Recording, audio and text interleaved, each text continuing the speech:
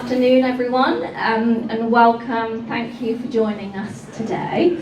My name is Lauren. I'm the Health and Wellbeing Lead, and I'm pleased to welcome you on behalf of MS and Parkinson's Canterbury. For those that may be new to these talks, today's session is part of our education and workshop series. So we have these throughout the year, and they're focusing on topics that are really important to our community. So we always welcome feedback on what you're wanting to hearing so we can make sure we represent that in our program. And before we begin, just a few housekeeping items. So toilets are located opposite and also accessible toilets down the hall. In the event of an emergency, please make your way to the nearest fire exit, which is at the back of the room there. And follow staff instruction to make your way to the front of the building where we'll go to the assembly point. Please note that today is being videoed, so the video is facing this way, so it will just be lovely Matt that will be being recorded, but it means you can watch it back via our website if you're wanting to. So now it's my pleasure to introduce our keynote speaker, Matt Dewar. Matt is a senior clinical psychologist with the Anxiety Disorders Service at Health New Zealand. So, Oops. I think this might have switched to this. There we go. It's switched over. So he specialises in the assessment and treatment of anxiety disorders. Alongside this work, he supports individuals living with complex and long-term health conditions in both public and private practice. So Matt has also played a significant role in improving access to mental health support for diverse communities and developed programs that help connect underserved communities with public mental health services. So today, Matt will be exploring practical approaches to understanding and managing anxiety, focusing on what is within our control when faced with real-world limitations and challenges. He'll also discuss how whānau and carers can navigate some of the psychological demands and often accompanying chronic health conditions. So there'll be some time at the end to explore questions, and I've already received some, so thank you for that. But please join me in warmly welcoming Matt Dewar. Thank you. Kia ora everyone, just making sure that this is working. Feel like Robocop up here with all the different devices attached to me. And thank you for the lovely introduction. As Lauren mentioned, my name is Matt Dewar. I'm originally from South Africa, so I must apologize for the accent in advance. But if I say something and anyone say, what did he just say? Just raise your hand. I'm very happy to repeat myself. Originally was from South Africa, but I've lived here for about 10 years, worked at Burwood as well as at the Anxiety Disorders Service and in private practice too, as Lauren has mentioned. Now the topic today that we're going to be speaking to is anxiety and chronic health demands. It's a broad one, and many of you will have this lived experience and expertise. And I invite questions along the way. There is that space at the end, but if you have a burning one, feel free to raise your hand and we can go from there. I also will pose some questions to the room too, because I find it's always good to get your thoughts as we go and keep everyone kind of engaged, because I know what it's like to sit through long presentations. It can be tough. So the first thing we're going to look at is actually putting you in the position of a doctor. Now imagine a doctor, you're faced with a client coming in and they're presenting a variety of different symptoms to you. Do your best to try and guess what this might be. If anyone has an idea, let me know. It's okay if you don't. I'll give you the answer at the end. The first set of symptoms is they're complaining about nausea. They're also noticing increased sweating. They've noticed racing heart, and they've been experiencing periods of dizziness. The next set of symptoms is they're noticing muscle tension, shortness of breath. They've described chest tightness. They've noticed some trembling too. The last set is they've noticed some restlessness and they're struggling to concentrate. They've noticed that their energy levels are really low. They're feeling really fatigued. They've also noticed disturbances in their sleep. Does anyone here, all the doctors in the room, have an idea as to what this might be? Okay. Yes? Any chronic or dizziness. Yes, any chronic disease, you're 100% right. And I heard someone else say, anxiety, yes. These both interface massively, and so you'll see a lot of overlap to what we're speaking to today. Anxiety and fear, it's an ancient alarm system. You, me, everyone alive, we experience anxiety. We experience fear, just like we experience happiness, just like we experience sadness. It's something that we all experience, and the triggers can vary. But if we look at what is the difference between fear and anxiety, fear comes about in response to something that's acute or very sudden. So if there was all of a sudden a tiger that jumped in here, we'd all be very afraid very quickly. But if instead we were wondering around the possibility of there being a tiger out there, that would be anxiety. It's something that's a threat in the future that is driving us into this state that we saw our patient present us earlier. I don't want it to feel like this is something pathological, that it's a problem, because it can be normal given certain circumstances. When it becomes a problem is if it interferes with your life or it adds to impairments. So you find you're not able to do things because it feels too anxiety provoking.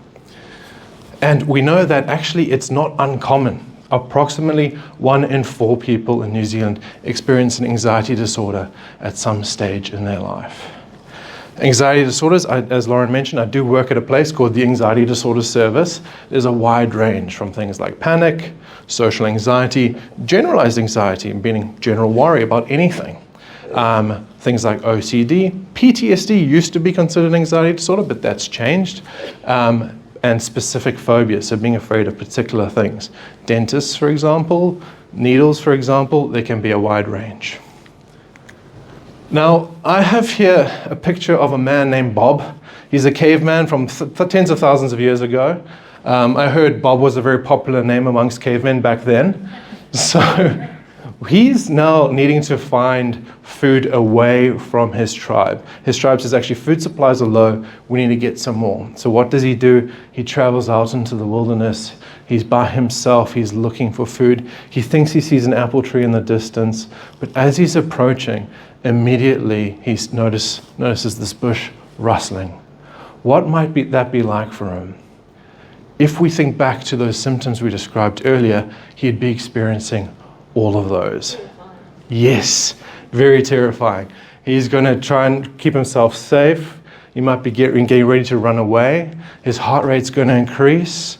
There's a lot of things happening for him in that moment.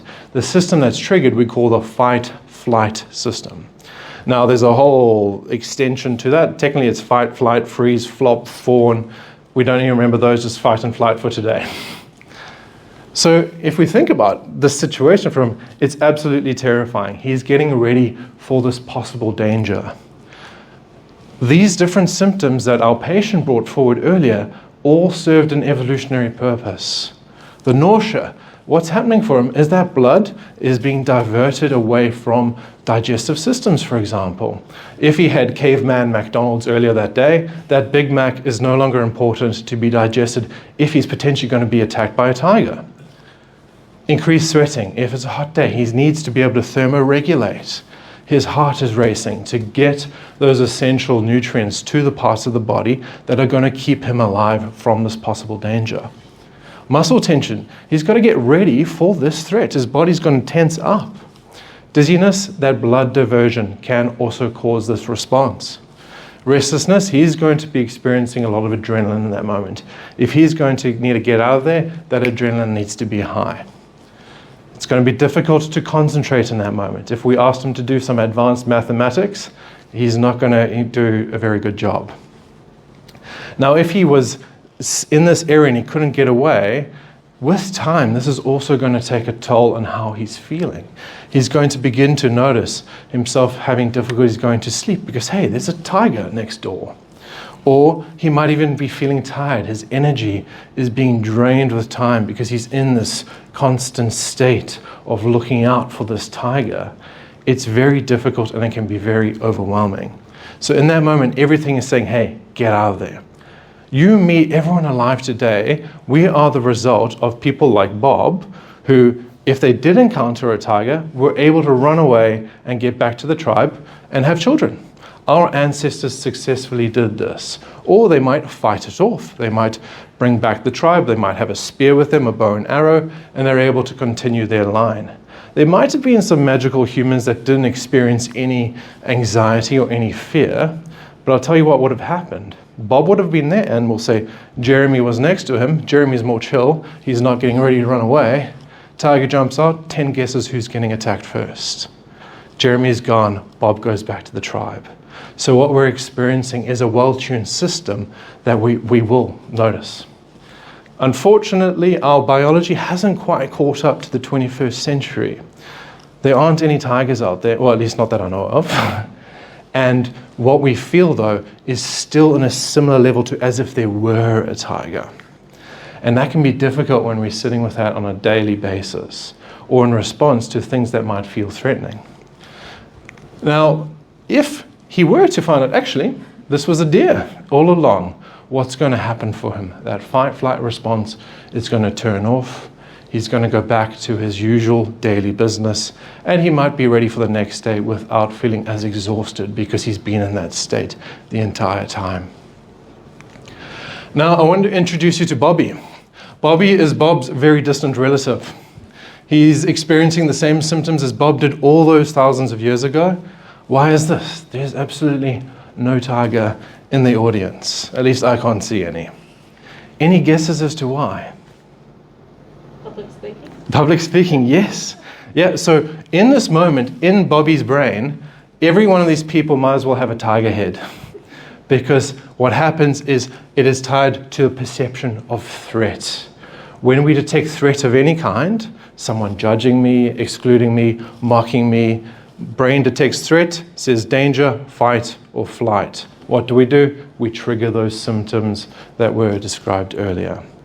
Now that can be tough if you're someone having to give a talk every day. I was a teacher for 2 years. I had to go in front of a class every day, and thankfully with enough time my brain was like, hang on, maybe these people aren't tigers. But that's also speaking to part of the treatment, is the more we show the brain actually things can be safe, the less of a response we get.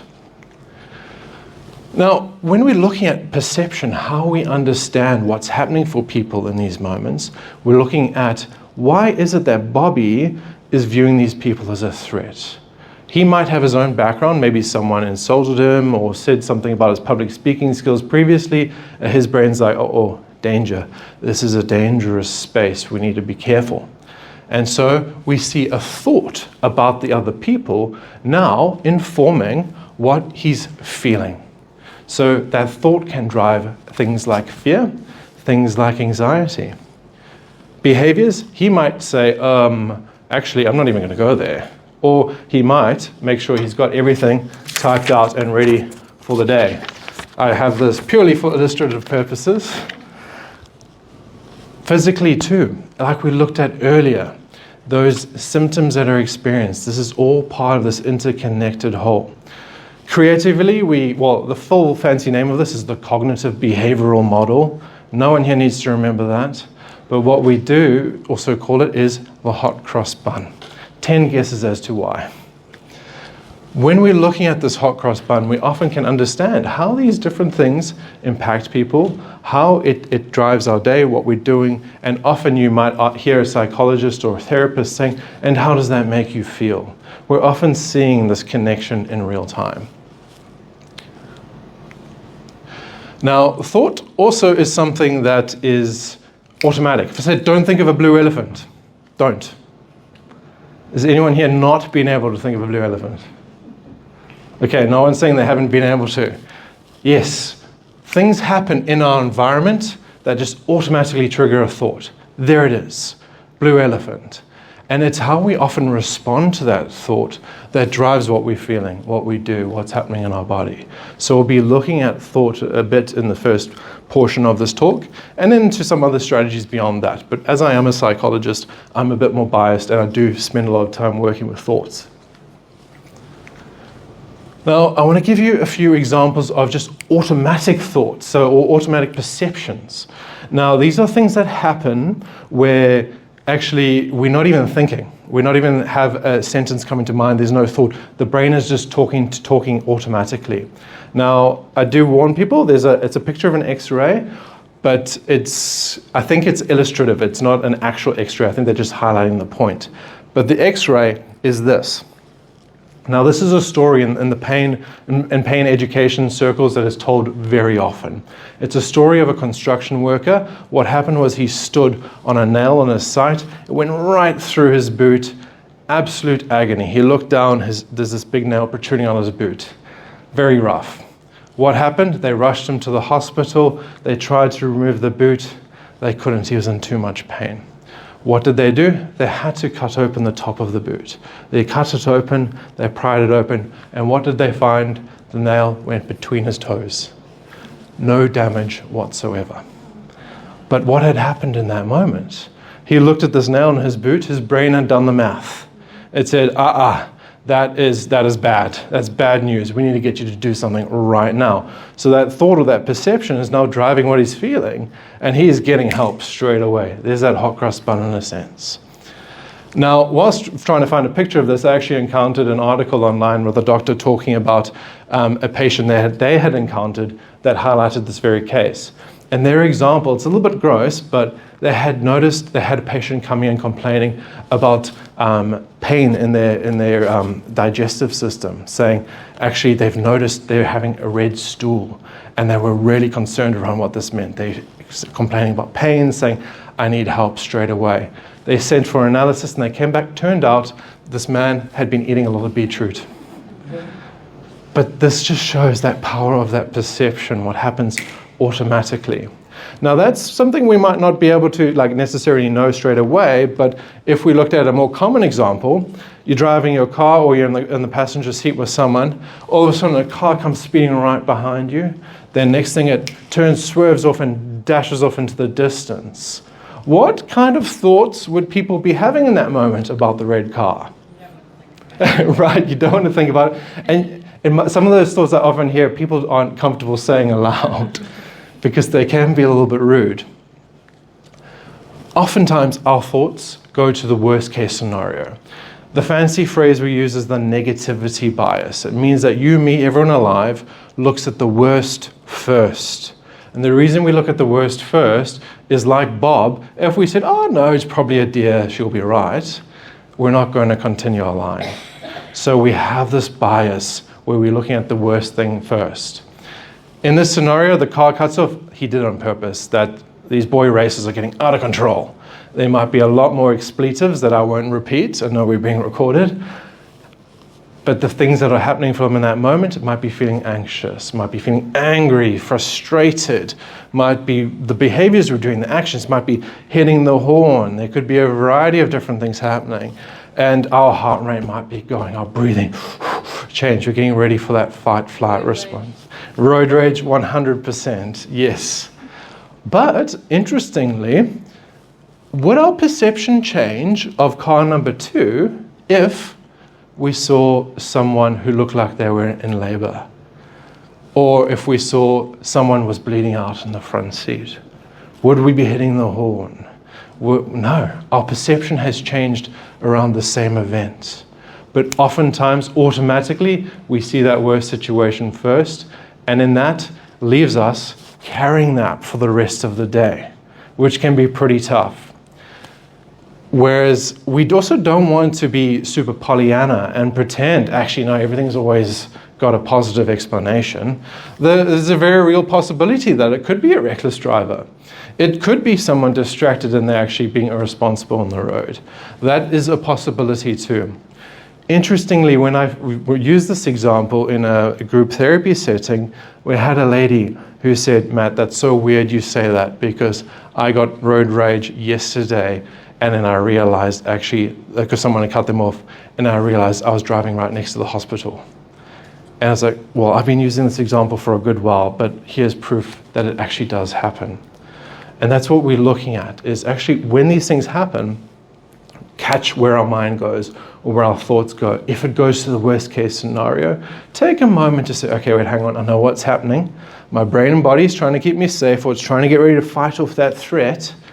But what else could be going on here? That helps us turn down something that we call the red brain. There's a part of the brain called the amygdala. You don't need to remember that, but it's responsible for things like fear, anger, links in with anxiety. When we take that moment to take a little bit of a step back and ask these questions, what else could be going on here? It turns on our forebrain. That's the more rational thinking part, the planner, that begins to look at all the different things happening in your environment. So the more we can take that step back, the more we can begin to turn down that response that might be happening, if we don't know the scenario. So how might this link to chronic health conditions? Well, importantly, we're looking at the role of thought as well as what's happening for us in response to when things are happening. If someone is experiencing fatigue, tiredness, tremors, things that are driving anxiety, looking at actually primary suffering is when things happen that we have little or no control over. That's a space where the medication will target, your doctor will be really helpful in that space, but where people like me get involved is in the secondary response, the secondary suffering. How do we react to what's happening to us in that moment? If we rewind to the car scenario, the response, the primary suffering would be the sudden surprise of someone cutting them off, but then the reaction is, what is the thinking around what happened? How often are they sitting with that thought in mind that these boy racers are getting out of control versus, oh, I hope they're okay. Because the way we view it changes what's happening for us physically as well, which can link in with health conditions, and it does. And also, please raise your hands if you have any questions at any point regarding any of this. But to highlight a simpler example of primary versus secondary suffering, I want to introduce you to George. George has kicked his toe after his doctor told him to keep it safe. Now, this is an AI image, it's not a real person. I asked it to make a picture of someone with a Band-Aid, and it put it on the wrong toe, but we work with what we've got. His doctor said, don't kick your toe, that's going to cause things to get worse. We need to give it some time to heal. And what happens, he kicks his toe. Immediately, he's going to feel that pain. That is that primary suffering. There's not much you, I, or anyone could do in that moment to stop him from feeling that pain. Sure, he could go take some ibuprofen or paracetamol. That's still going to take some time. But how he responds is important, because if he says, oh, you're such an idiot, well, why did you do this? Or, oh my gosh, am I going to have to go back to the doctor? Well, I need to go to ED. This now drives his frustration. He is now suffering a lot more than he did earlier. And we actually don't know necessarily, is he an idiot for doing this? Would we call someone who kicks their toe an idiot? No, oftentimes we wouldn't, but we can be our own worst critics. So what can we do there? Ask ourselves, what are some different interpretations? Actually, what would I say to a friend in this situation? Hey, mate, you know what? Everyone kicks their toe. It happens to the best of us. George, you're actually a doctor and you're saying that you're an idiot based off of this one event. Does this mean that everything you've done before this moment invalidates you as a person? No. What are some other ways of viewing the situation? Actually, give it some time to settle, see how your toe is, and make a call from then. And realistically, what is the likelihood of the toe needing more surgical intervention? Maybe there's a 20% chance versus the brain in that moment saying 100%, you're going to have to go back to the operating room. So what we're doing here is we're turning that blue brain online, getting that blue brain to down-regulate or turn down that red brain response so it's not impacting us as much. We're not driving our stress levels, our cortisol levels, that fight-flight response. All those symptoms we explored earlier, those are less likely to be triggered and you're less likely to be sitting with that. This is something that is a little bit of an extension of a therapy we call cognitive behavioral therapy. The cognitive meaning thoughts, behavior, what we do, and therapy being therapy, because we know that if he's feeling pain, I can't just say, hey, stop feeling pain, or hey, don't feel sad. We have to engage with how they're viewing what happened to them. That's the cognitive component. And the behavioral is, what is he doing? If now all of a sudden he moves all the chairs or all the desks out of his room to make sure he never kicks his toe again, is that really helpful for him? No, it's not. Now, linking it into an example, looking at either multiple sclerosis or Parkinson's, it can be tricky because there are going to be these different thoughts that come to mind that are going to drive us to feel like we are not doing good enough. An example being someone who woke up in the morning, they're feeling fatigued, and they had the thought, I am exhausted today. This is an element of that primary suffering. The secondary response, though, if I rest, I'm lazy, or I'm becoming useless, I should put through. These are unhelpful thoughts that people might experience. Now, in response to those thoughts, we want to challenge them. We want to see, actually, hang on, is this that red brain talking or throwing out the worst first? Ask questions. Actually, what evidence does this suggest I'm being lazy? What would I say to another person with MS in this example? Or actually, is pacing or taking things slower helping me manage? Finding those answers to those questions often challenge these critical thoughts the brain throws out. And when we challenge those thoughts, it can help us come to a more settled opinion. For example, rest is part of managing MS or any health condition, really. It's not giving up. Now, if there were two people, one person not doing this and not getting to this conclusion, that person's going to be sitting with those thoughts through the entirety of their day until their fatigue goes away. The person who asks these questions or discusses with someone they trust or a therapist or essentially a doctor or support worker can often get to these places where they're feeling a little bit more settled. And just to emphasize, it doesn't change the fatigue, it just reduces the impact of our reaction to what's happening for us. Now, if you've done everything you can, you've challenged those thoughts, you've asked those questions, you've come to an answer, actually, I know I'm pacing, I'm managing my condition, but you're going out, or you might be experiencing a tremor, or the brain goes to thoughts like people are going to judge me. Now we're looking at a thought that comes up, and then what we do in reaction to the thought after we've challenged it. Thoughts, like I said earlier with the blue elephant, if I said don't think about the blue elephant, we think about the blue elephant. We get caught into the thought. The brain throws out the thought and our focus gets sucked into it. But actually when we say, you know what, it's okay if I'm thinking about a blue elephant. Matt's told me not to, but you know what, I'm just going to let it be there. Oftentimes when we allow it that space and we don't try and push it down or push it away, what happens is it typically reduces the impact it has on us. So we're less likely to get caught wrestling with the thought. For example, there's the example of someone thinking, people are going to judge me, and the ideal response would be noticing it and let it be there. Looking at a picture, someone out in public, if they had a thought, people are going to judge me, versus just allowing those thoughts to be there, nothing about the situation has changed. The person is still out in public, they're still walking, there's still people around them, but it's how much they're getting focused in on the thought that drives that distress. Now, it is easier said than done. I really want to acknowledge that. Many of these things do take practice, and I'll link some resources you can check in future as ways of practicing these different approaches. And if you can, chatting with people that might be familiar with this can be helpful too. Ideally, what we want our minds to get to is this space here, where we might not be able to chase the dogs out of the room that is our mind. I like to think of thoughts as different dogs that are barking all the time. They're making noise. You tell them to sit down, stop, and they run around. They think you're playing with them. Whereas in reality, if they're jumping up on you and you try and push them down, they're going to jump right back up.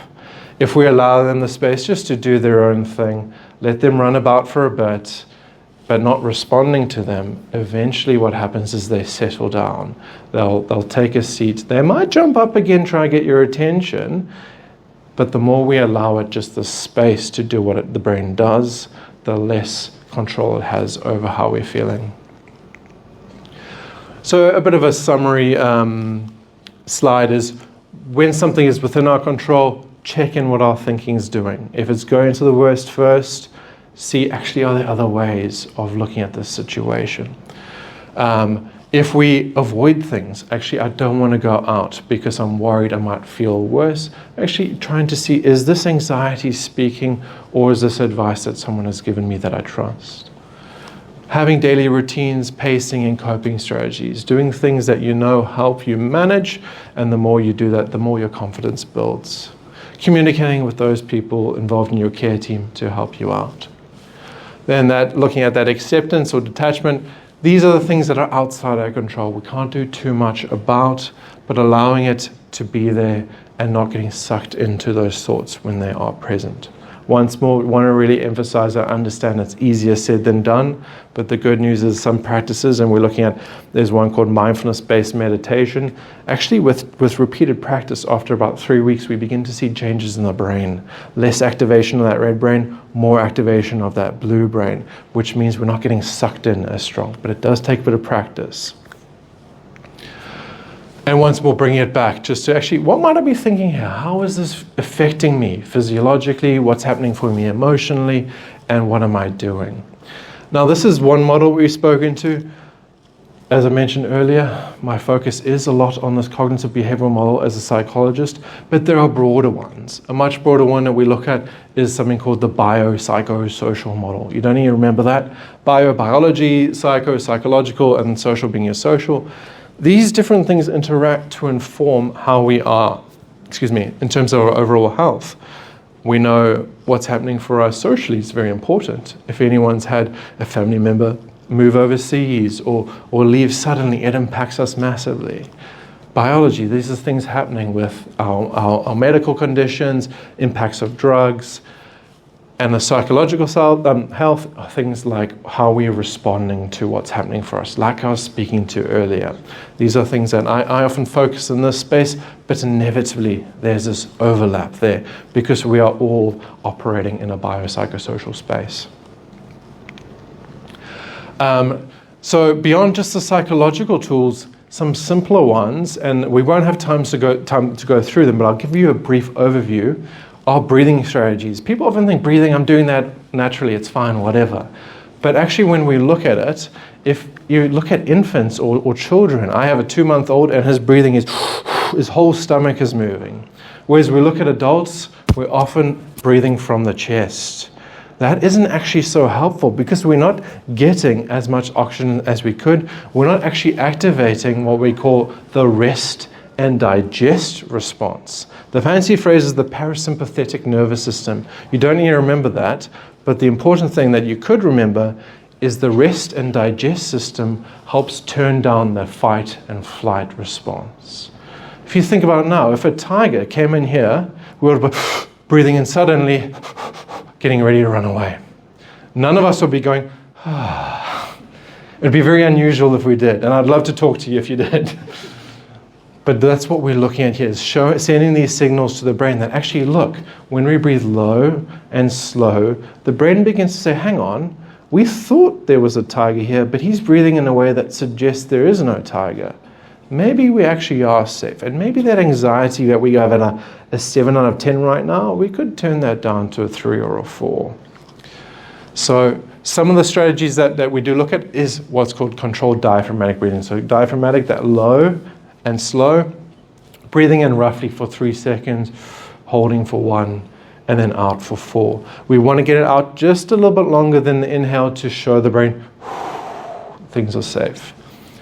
There's one called cyclic sighing. This is newer, at least to my knowledge. Stanford just put on an article. Apparently it's the best, but I put it as number 2 because I think even though it apparently has a lot of research supporting it, number 1 is a bit more intuitive. But cyclic sighing is breathing in roughly for 2 seconds, and then holding it for 1, then breathing in for another 1 to 2 seconds, and then out for a second longer. People have found it can help energy as well as calm our nervous system.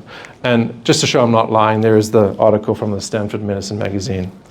And the last one, box breathing, it's an oldie, but it's good, is essentially breathing in for 4, holding for 4, out for 4, and then holding for another 4. Whoever you talk to, they'll have different opinions on which ones are best. I've just put 1, 2, 3 in terms of the way I like to approach them, but experiment and find what works best for you. Now, more broadly, I'm just going to check how we are for time. All right. More broadly, if we look back to that hot cross bun, what can we do? We've looked at things in the thought space. If we're looking at breathing, we're doing things in the body space, helping turn down that body response. Thoughts and that body link into how we're feeling. Now, if we're looking at the behaviors on that hot cross bun, what can we do? There's the mentalhealth.org have released something called the 5 Ways to Wellbeing. It's based off of a study from the UK that actually found when people connect with these different things, their life satisfaction improved. I'll go through each of them just very briefly because I'm sure you'll all be very familiar with these things, but there are things that you or anyone could connect with, including caregivers, because caregivers also will need to look after their mental health. I like to think of it being like in an airplane when the oxygen mask drops. They say, even though if you have a little one next to you, put your oxygen mask on first so that you can care for those with you. We can't care for others if we don't have oxygen ourselves. So looking at the first one, before I get to that, I also included this as a more local example of broader well-being. It kind of links into that biopsychosocial model we spoke to earlier. It's called Te Whare Tapawha, looking at our well-being as a whare or a house. We have these different pillars in our lives: our social, our physical, our psychological, and our spiritual. Finding these different things in your life that help strengthen your overall house, your overall being.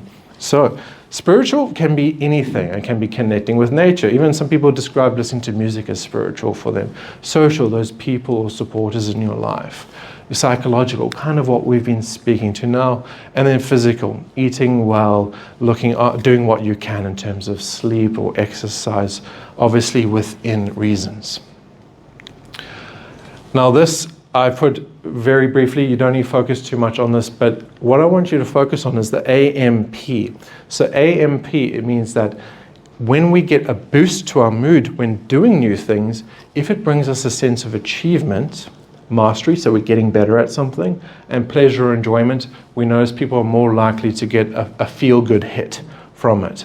Whereas the more, the better. If you think about watching TV, for example, TV can bring a sense of pleasure or enjoyment, but it's nowhere near as good as, say, if you were working on knitting something new, or you're painting a painting a picture and then you finish that. You might get that sense of achievement, mastery, and pleasure all in one. It can have a more powerful hit. So we're looking at trying to find as many of these different things you can in your life. Obviously, cater it to your life. It'll vary depending who you speak to. So looking at those 5 ways to well-being, the first one being give. These are things anyone can do. Some generic examples, some might sit better with you than others. The first being giving, cooking a friend dinner or volunteering within reason, obviously supporting someone with a goal. If someone just says, hey, I need some help going to church this weekend, that can be something that can be massive for someone's life, and it can help you in response. Donating time to a charity, helping out. I'll make tea or help prepare biscuits. These small things can have really powerful change in the person. Learning. We are always learning. I don't think we ever stop learning. And learning around what it is that you're all learning right now. You're learning about psychological approaches and more broader ways to well-being. Finding these things that help you feel that you can either give back or that you take something from it. Learning a language, reading a magazine, or finding a book to read. These things can really help connect with well-being. Taking notice. Earlier I mentioned how if we get focused in or sucked into thoughts that are unhelpful, what will the future look like? What's going to happen with my taxes? All these different anxiety-provoking thoughts, they suck up our focus and they disconnect us from what's happening to us right now. And they're very consuming. Yes, they are, 100%. And that's the thing is, something when I was going through training that really stuck with me is that we, in many ways, are great authors, all of us, because we often are creating fiction around what the future holds. Because I could be saying, actually, I'm going to come to this talk and everyone's going to be laughing at me for saying something silly. My brain has now told me this story. I don't know if it's going to be true or not, but I could get sucked into that thought.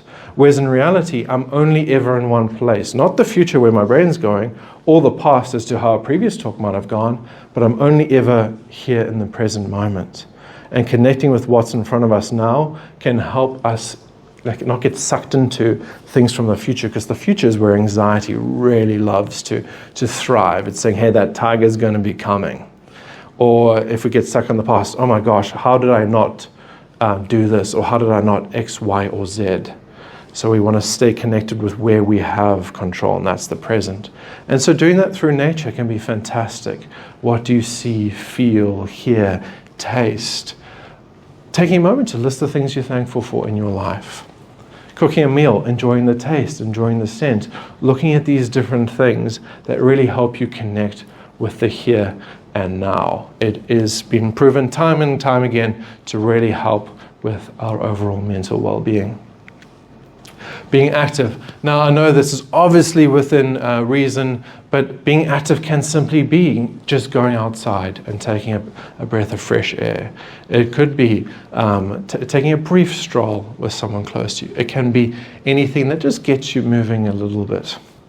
Or even cleaning out or decluttering a space. It can help give us a bit of peace of mind and help us feel that sense of improvement.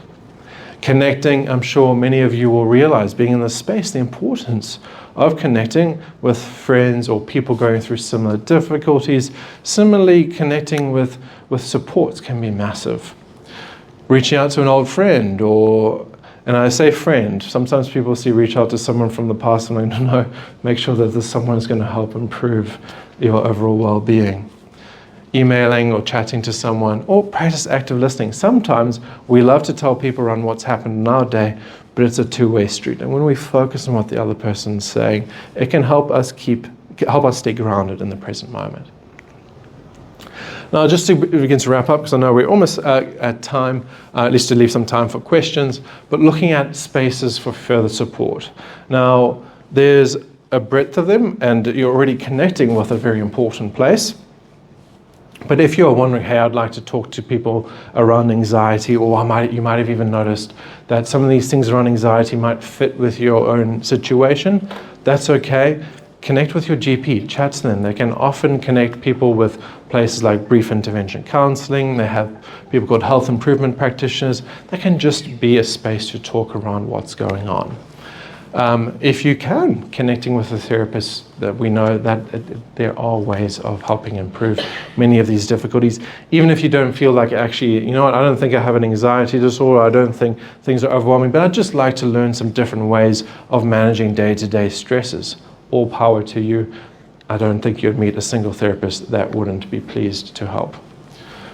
And whānau members or family. We always know that have so much life experience, and hearing what they have to say can be another way of receiving that support. If you're someone who likes to take things into your own hands, do things at your own pace, the New Zealand government has funded a website, so it's free for all New Zealanders, called justathought.co.nz.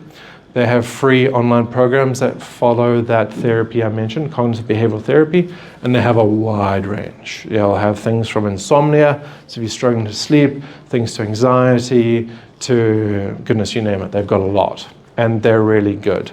And you can take it in your own pace, log in when you want, fill out what you want when you want. And if you're having difficulties accessing the computer, chat to someone who might be able to help in that space. CCI, I put this here because they have a lot of great printouts. So if going on the computer is not so much your thing, it's an Australian website, and they're linked in with the universities over there. They have a lot of self-help resources, as well as workbooks that you can work through at your own pace. They have some around panic, anxiety, to things like depression, low mood, you name it. There's a wide range of different resources. You can find their workbooks, download them, or print them off, ask someone to print them for you, and work at them at your own pace. And there can be some really powerful tips and strategies listed in that place. And I've listed the trust, and you know what, I'm sure many people would always find that recommending places like Yellow Brick Road can also be helpful for family members too. If you're not familiar with Yellow Brick Road, essentially it's a place that can help family whānau that are involved in helping with care. So that's another place you can recommend to those people that might be helping you. Any questions?